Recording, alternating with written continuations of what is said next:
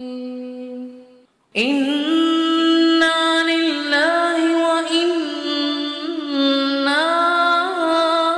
إليه راجعون. اللهم أجرني في مصيبتي وأخلف لي خيرا منها.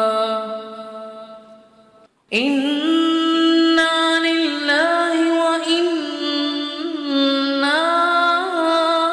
إليه راجعون. اللهم أجرني في مصيبتي وأخلف لي خيرا منها. إنا لله وإنا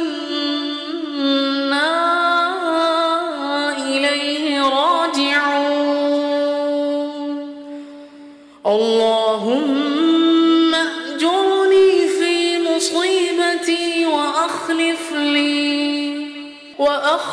لي خيرا